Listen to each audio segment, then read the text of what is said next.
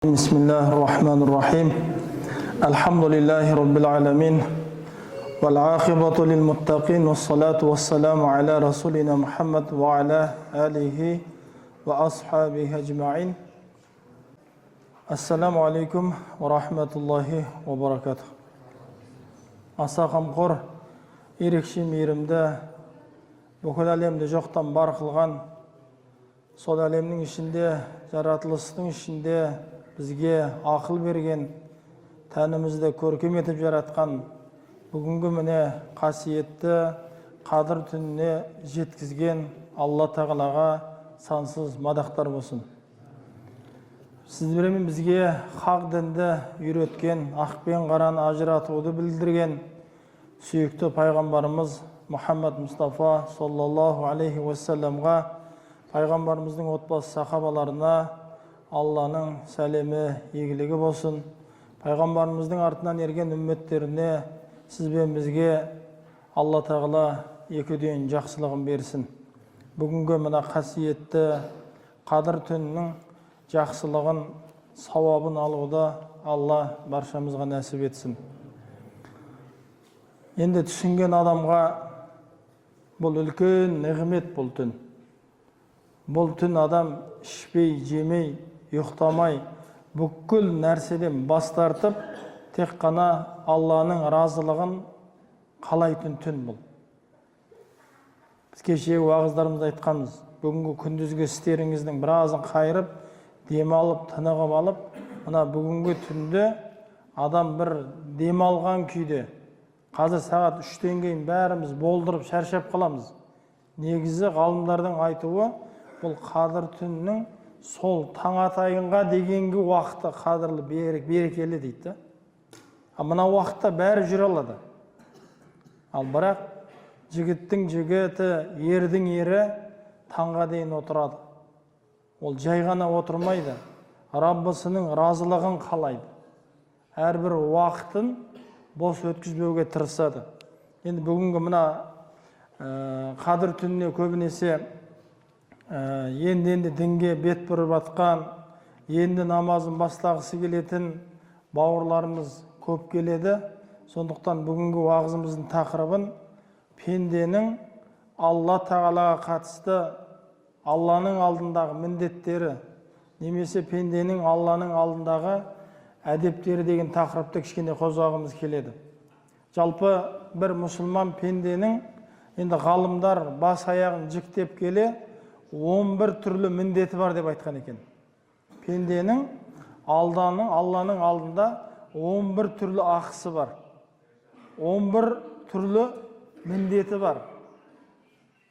Оның біріншісі Алла Тағаланың жалғыз және бар екеніне иман келтіру.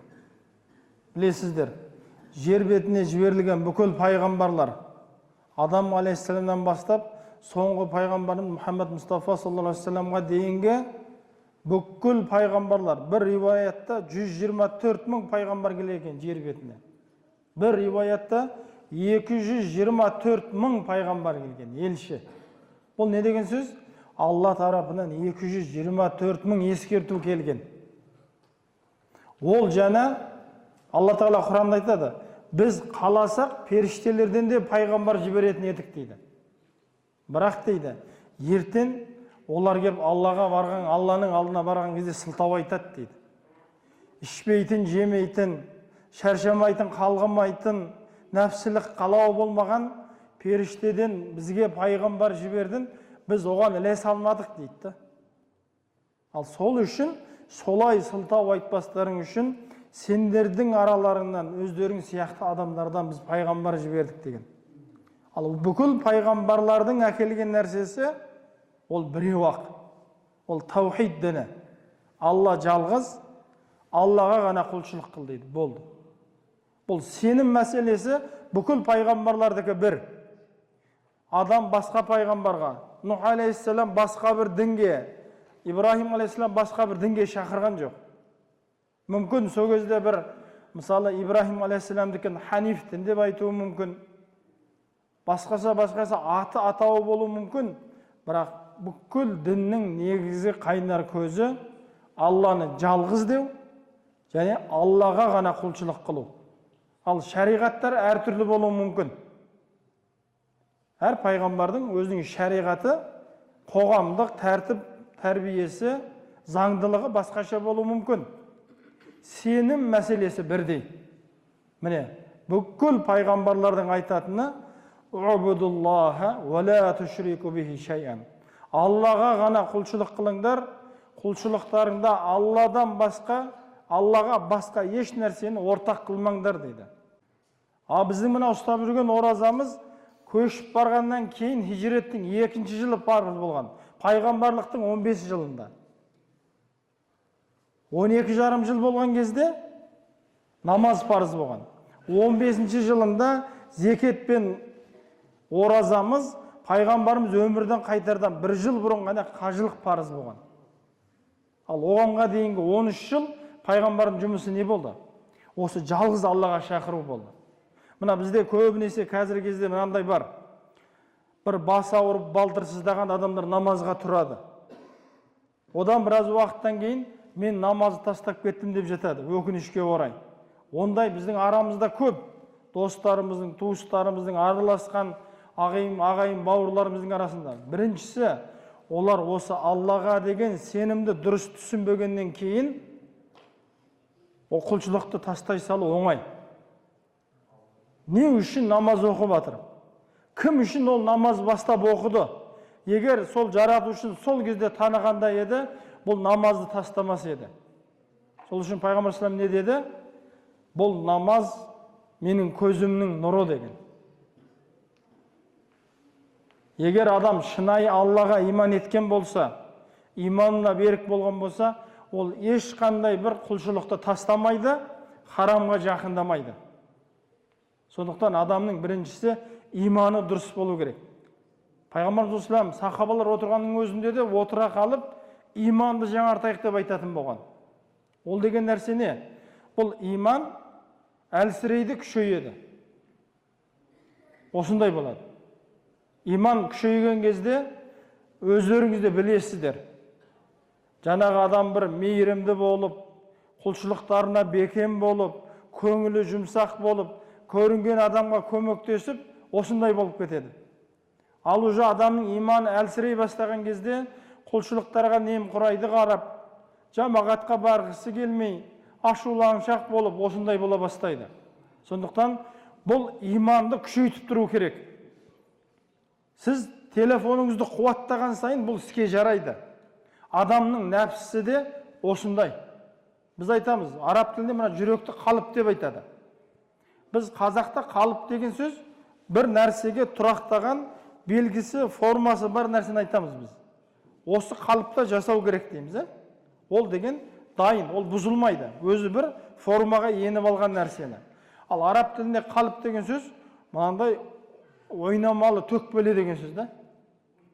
Таңертең осындай бір жақсы достарыңмен бір әдемі уағыз тыңдаған күні бұл жүрек бүкіл нәрсесін қалап істегісі кеп тұрады.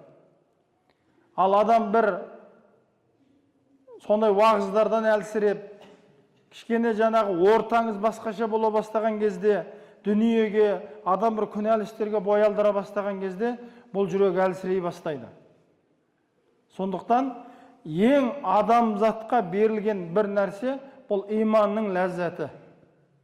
Бұл иманның ләззаты бар, бұның дәмі бар. Мысалы бір тамақты жеген сайын білесіздер. Мысалы әр тағамның өзінің бір дәмі бар. Бір аңсап барып соны жегін келеді. Мына иманның да өзінің дәмі бар.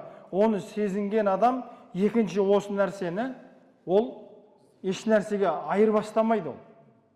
Мысалы білесіздер, біздің негізгі рухымыз, жанымыз Алланың бар жалғыз екендігін мойындап қойған.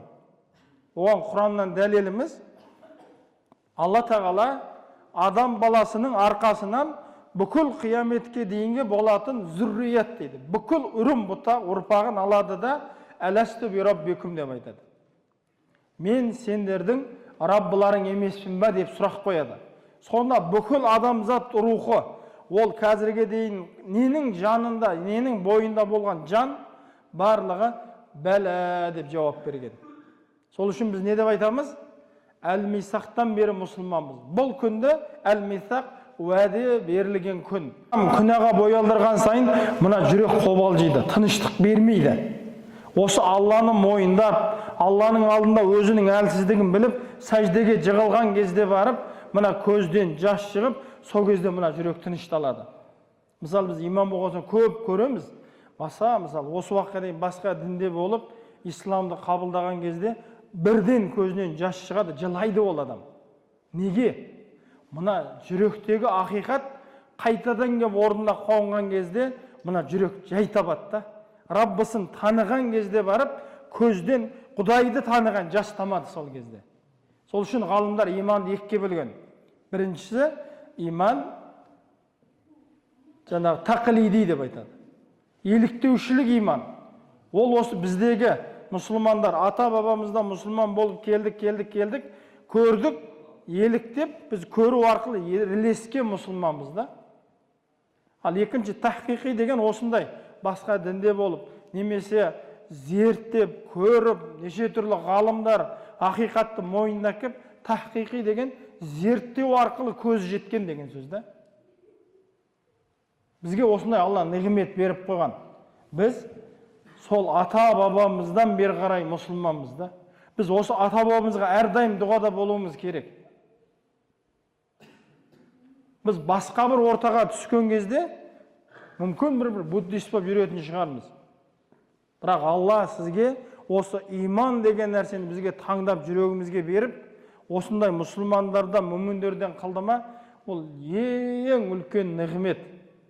Денсаулығың жоқ бол, өмір бақи кедей бол, өмір бақи ауру бол, бір нәрсеге жетпей жүр, бірақ Алла жүрегіңе иманды берсе, сенен бай адам жоқ. Сенен бақытты адам жоқ бол.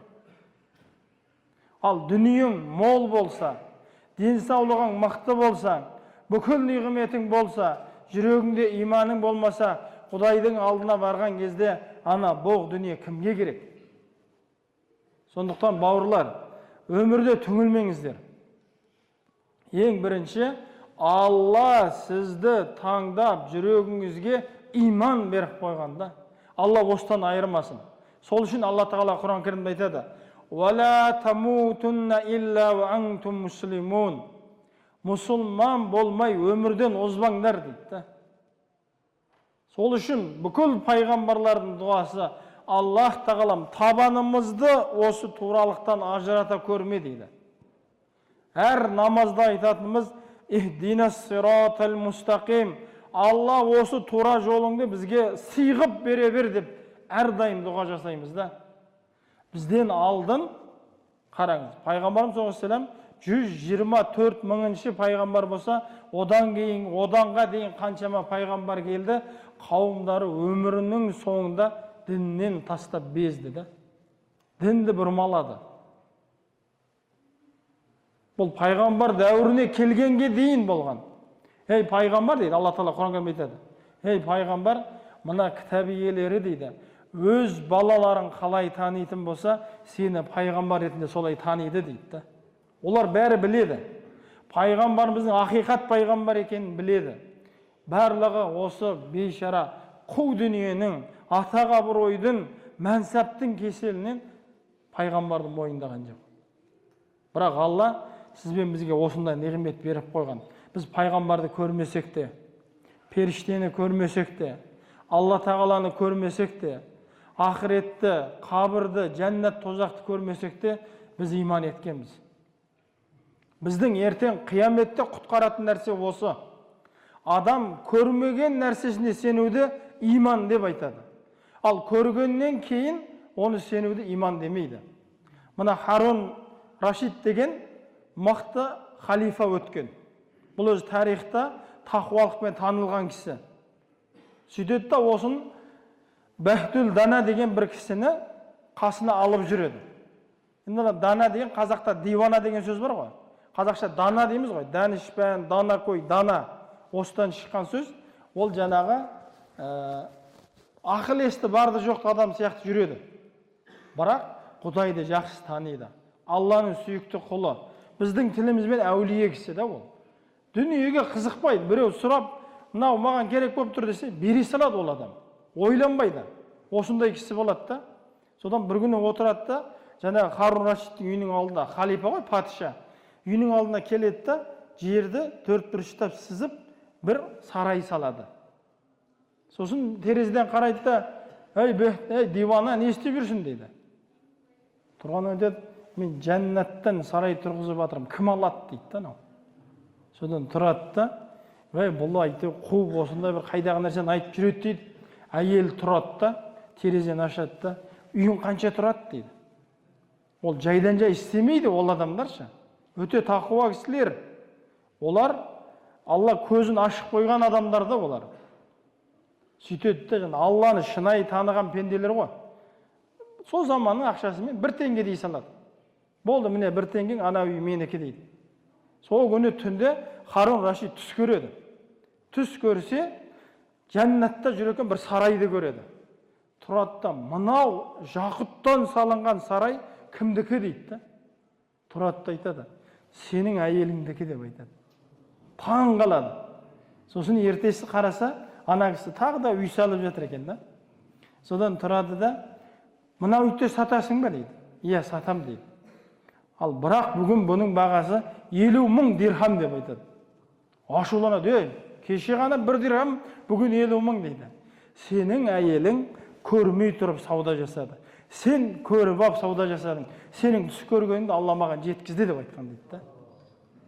Сол сияқты Ферғауынның иманы иман болып саналған жоқ дейді. Неге дейді? Ферғауын Қызыл теңізге алқымына дейін батқанда, сонда Алланың хақтығын көрді. Сол кезде барып, Муса сенген Құдайға мен де сенемін деп айтты дейді. Ол не? Сол үшін ғалымдар айтады. Алла тағала адамның тәубесін жан алқымға келгенге дейін қабыл қылады дейді. Ал оның жаны алқымға келіп қойды, Ферғауынның. Көріп тұрып иман еткен Ферғауынның иманы қабыл болмаған сияқты, сенің де бүгінгі саудаң болмайды деп айтады дейді. Көрдіңіз ба? Сондықтан иман деген нәрсе көрмей тұрып иман етуді иман дейді, сенуді. Ал көргеннен кейін ол яқин деп айтылады. Ал ол кезде ана көрмей тұрып иман еткен нәрсең сол ақиқатқа шығатын, жеміс беретін күнде ол. Сондықтан бірінші бұл иман ету. Алланы жалғыз және Аллаға ғана құлшылық қылу, бұл мүміннің Алланың алдындағы бірінші міндеті. Екінші нәрсе, Аллаға еш нәрсені серік қоспау керек, құлшылықты. Ісімізде, сөзімізде, сондықтан Пайғамбар мынандай сөзі бар. Қиямет жақындағанда адамдар дейді, мүмін болып кеш батырады, кафир болып таң атырады деген. Немесе мүмін болып таң атырып, кафир болып кеш батырады деген нәрсе. Бұл нәрсе не? Біз қазіргі кезде қоғамда өте көп. Мына дінмен қалжыңдасатын адамдар бар. Бұдан аулақ болу керек. Өте. Бұны ғалымдар айтады жаңағы. Бір сөзімен дінге кіресің, бір сөзіңмен діннен шығасың. Адам біріншісі иманмен Аллаға серік қосады, басқа бір нәрсені Құдай деп тану арқылы. Екіншісі адам құлшылығымен Құдайға серік қосады. Үшіншісі адам іс-әрекетімен, сөзімен Құдайға серік қосады. Алла Тағала қасиетті Құранда Ниса сүресінің 48-ші аятында айтады: Аузу биллахи минаш шайтанир ражим. Инналлаха ла яғфиру ан юшрика бихи ва яғфиру ма дуна залик лиман яша. Ва ман юшрик биллахи фақад ифтара исман азима. Шынында Алла бүкіл күнәні кешіріледі. Тек өзіне ғана серік қосқаннан басқа дейді.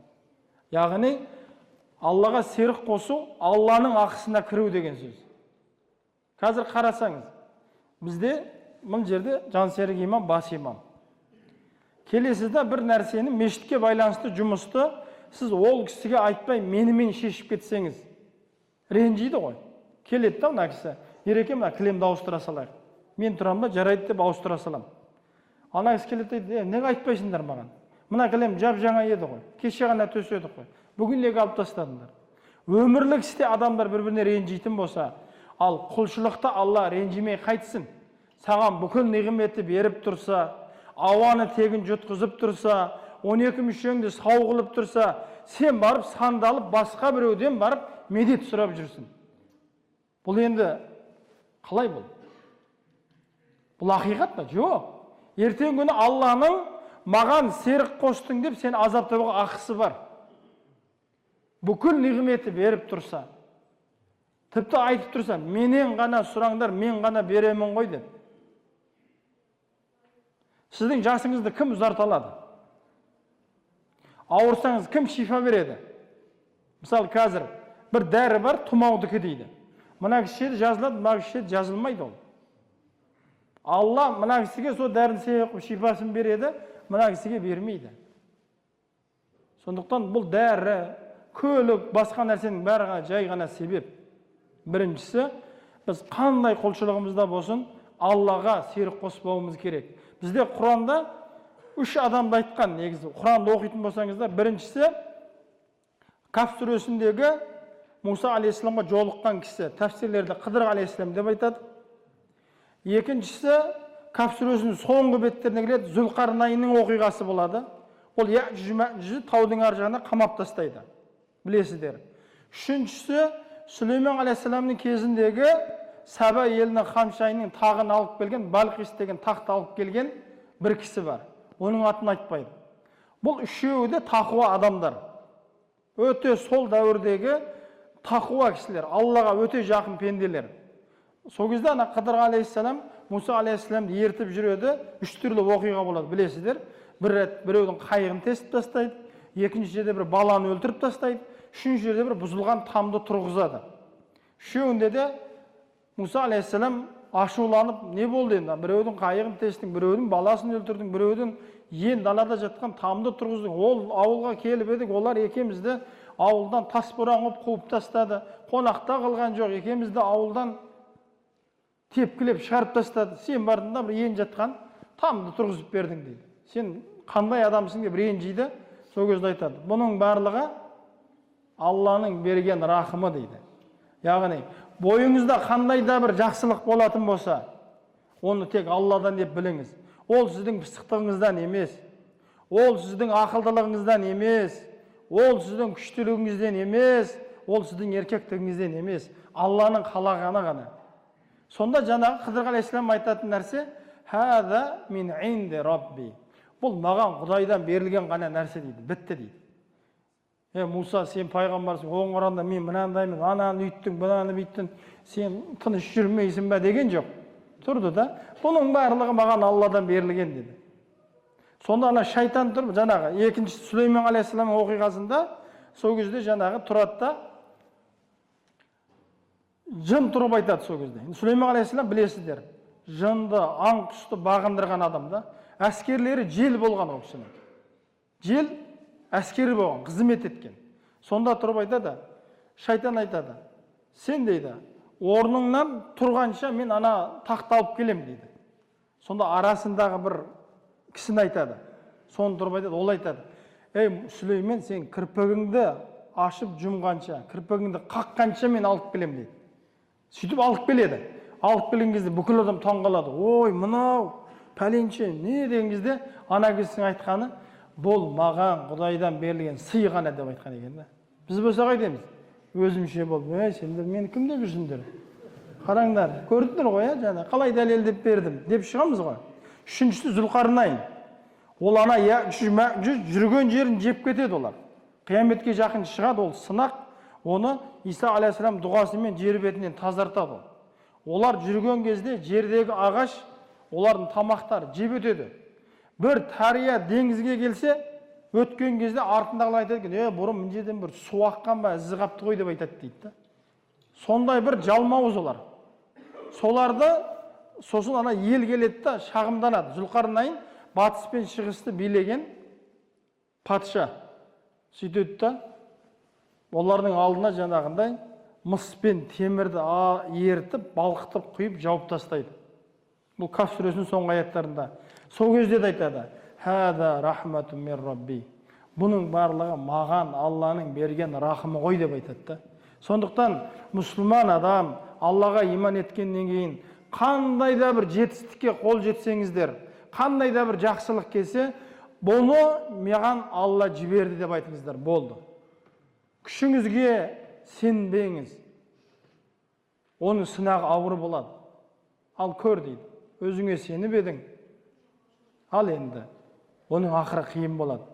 Және де құлшылықты Алладан басқа ешкімге арнауға болмайды. Міне, біріншісі Алланы жалғыз, бір деп иман ету, екіншісі Аллаға ешқандай нәрсені серік қоспай құлшылық жасау, бұл мұсылмандық міндетіміз.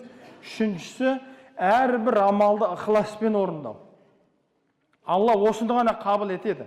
Алла Тағала Құран кәрімде деді, Хаж сүресінде біздің мына құрбандыққа сойған малдарымыз туралы: "Аузу биллахи минаш шайтанир ражим. Лан яналаллаха лухумуха вала димауха, валакин яналуху тақва минкум."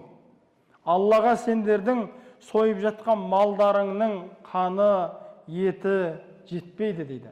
Тек жететіндерің ықыласпен сендердің жасаған тақуалықтарың ғана дейді.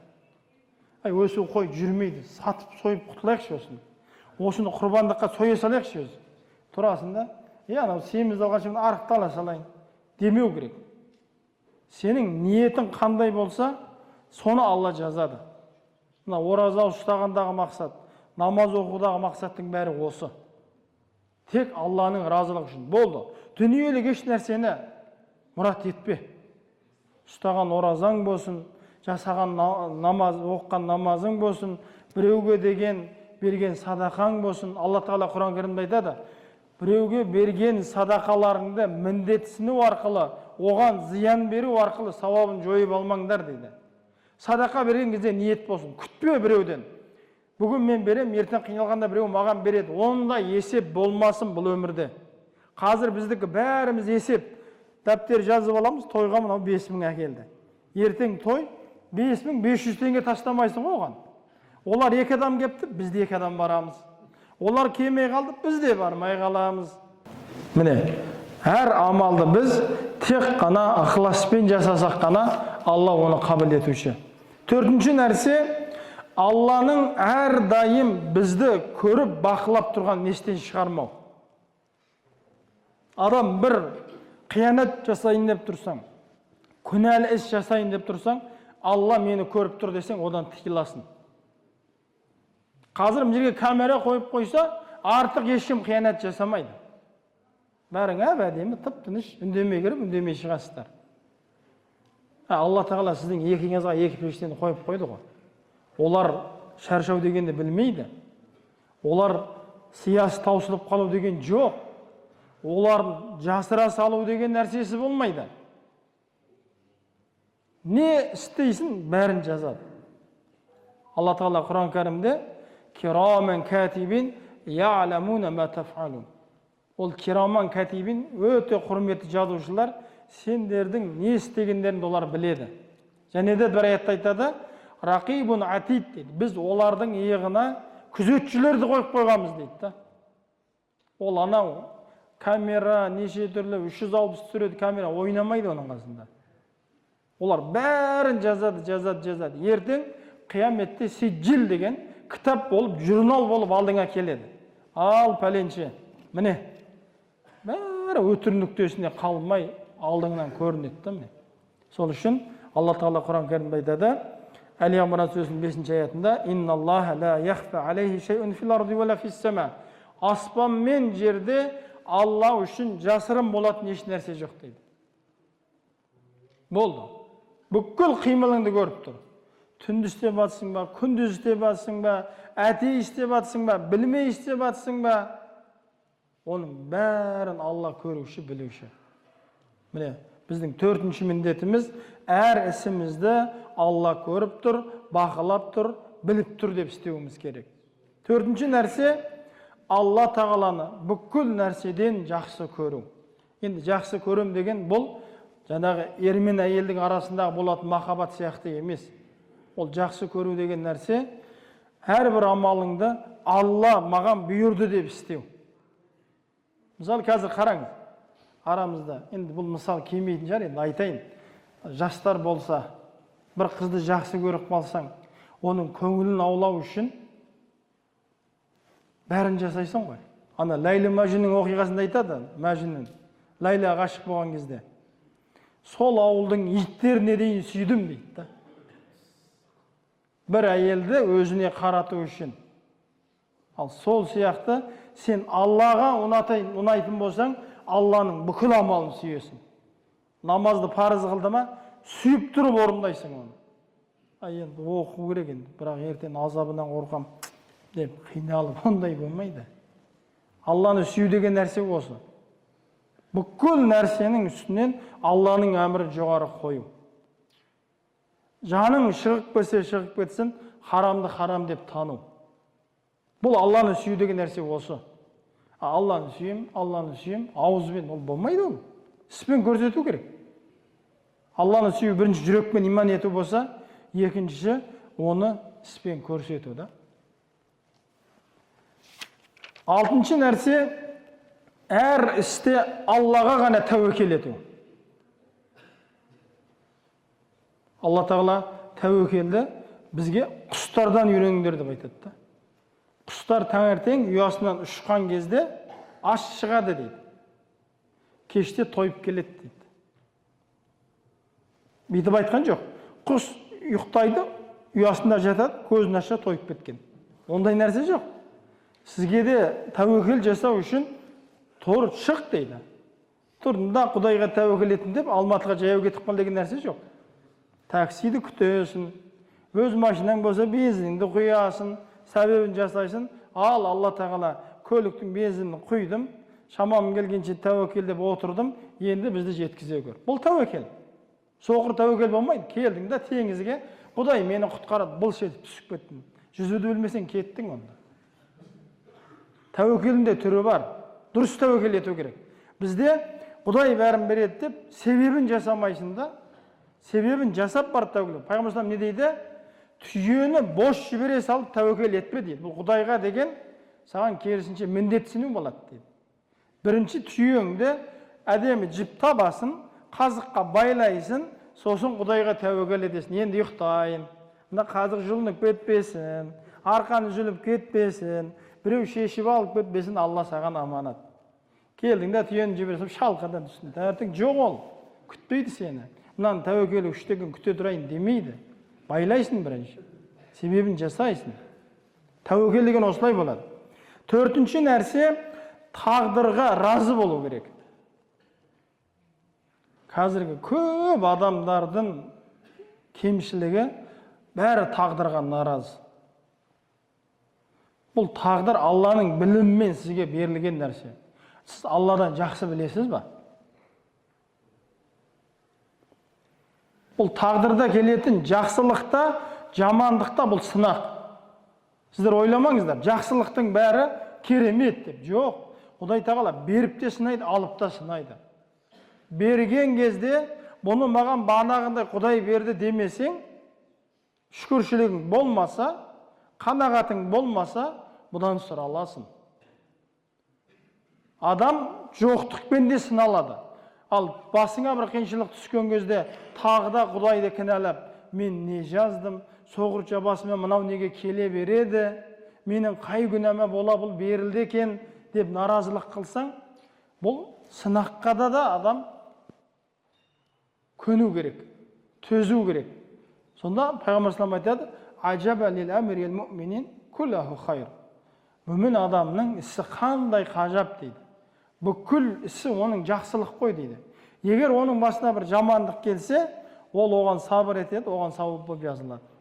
Басына бір жақсылық келсе, оған шүкірлік қылады, ол оған сауап болып жазылады дейді. Сондықтан екеуі де сынақ. Шүкір берілсе де сынақ, алса да сынақ. Берген кезде шүкіршілікпен болса, бұл сынақтан сүрінбей өткенің.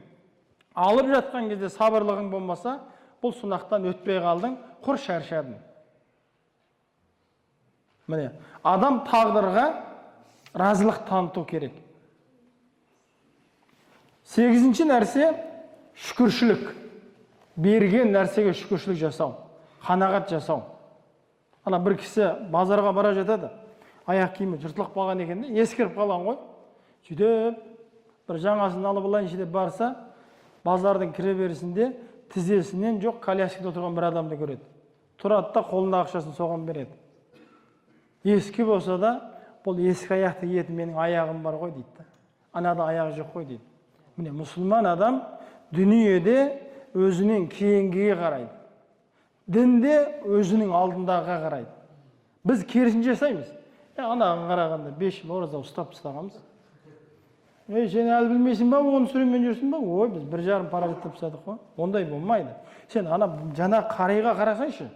Жап-жас 2003-ті 21 жастағы бала Құранды мүдірмей оқып берді ғой, кассета сияқты. Неге біз соған қызықпаймыз? Бәрін оқыма. 2003-тің баласы ана бала.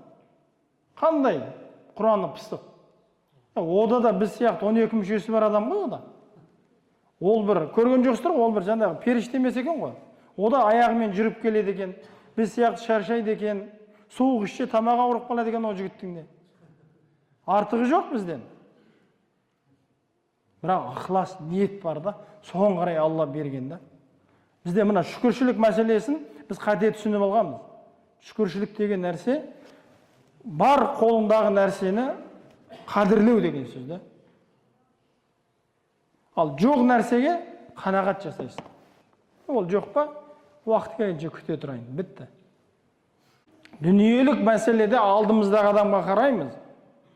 Біреу келеді да, бір жақсы машина шықса, вау дейсің да. Сен қара, великпен жүрген адамға қара, остановкада автобус күтіп тұрған адамға қара. Оған қарағанда жаман болса да жүгілең бар сенің. Жүре берсей осымен болды ғой. Бірақ бұл жерде мұсылман адам жағдай жаман болсын деген нәрсе емес.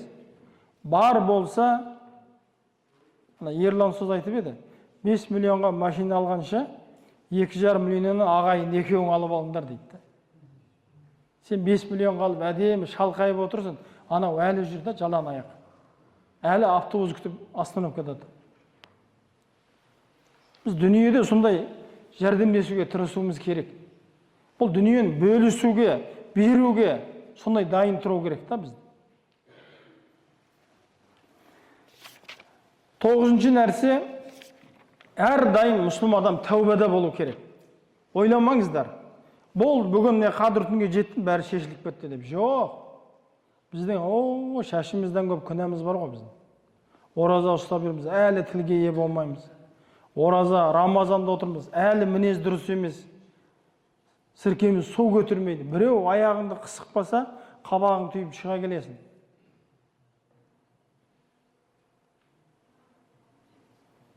Тәуба деген нәрсе мұсылманға әрдайым керек.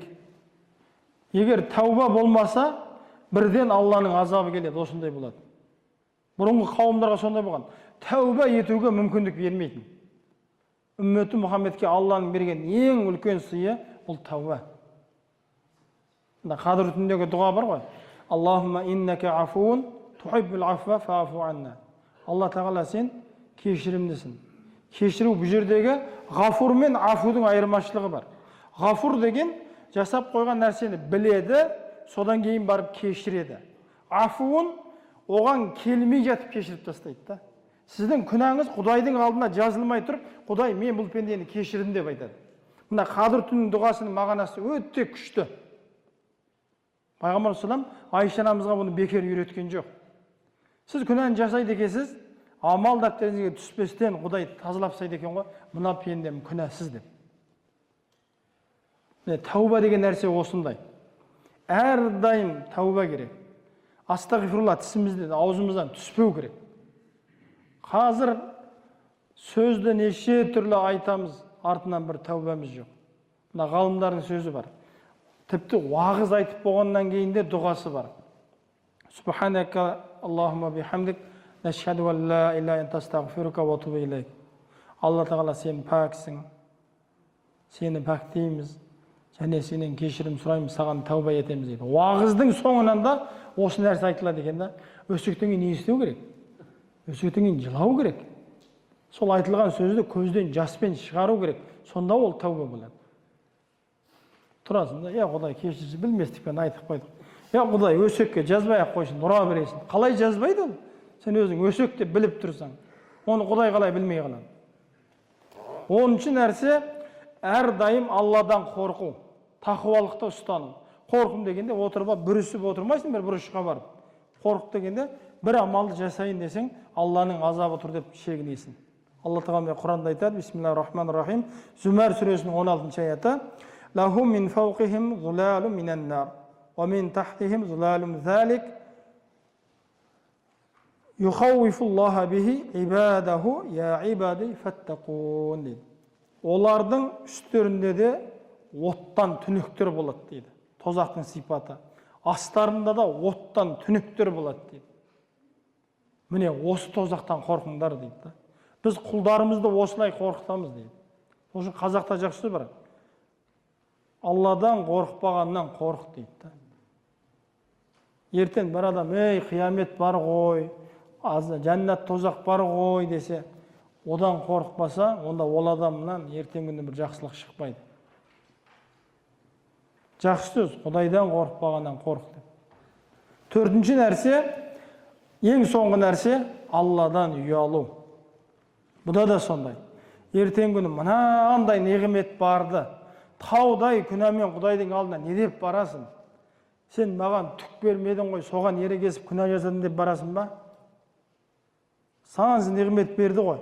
Ақыл есің дұрыс, Рамазанды берді, Алла күш қуатыңды берді, міне ұстап қадір түніне жеттің, Аллаға шүкір бүгінге дейін бір қаза күнің жоқ, тарауықты өткіздің, қаридың артында тұрдың, ықыласыңды көрсеттің. Осындай нығметтер беріп тұрса, мына бір қадір түніне 1000 айдың сауабын жазам деп тұрса, бұндай саудагер жоқ. Бір күн істесең, саған 1000 айдың зарплатасын берем дейтін саудагер болмайды. 2 күнде күн беріп кетсе жаны шығып кетеді ғой оның. Бірақ Құдай Тағала осындай берем деген кезде, осы нығметтерді пайдаланбай күнә істеп жүрсе, біздің ұятымыз қайда? Сол үшін айтады, ұялмағаннан ұял деген нәрсе. Пайғамбарда хадисі бар. Ұялмасаң, білгеніңді істе деген пайғамбарда хадисі бар. Ұялмасаң, білгеніңді істе дейді. Сондықтан, құрметті бауырлар, міне біздің Аллаға қатысты осы 11 түрлі міндетіміз бар. Бір қайталап өтейік. Біріншісі, Аллаға жалғыз және бір екендігіне иманды келтіру. Алланың бар және жалғыз екендігіне. Екіншісі, құлшылықта еш нәрсені Аллаға серік қоспау. Үшіншісі, әрбір амалды ықыласпен Алланың разылығы үшін ғана орындау. Төртіншісі, Алла мені көріп бақылап тұр деп білу. Бесіншісі, Алланы бүкіл нәрседен жоғары қылып жақсы көру. Әр істе Аллаға тәуекел ету бұл 6. Жетіншісі, тағдырға разылық таныту. Сегізіншісі, әрдайым шүкірде болу. Тоғызыншысы,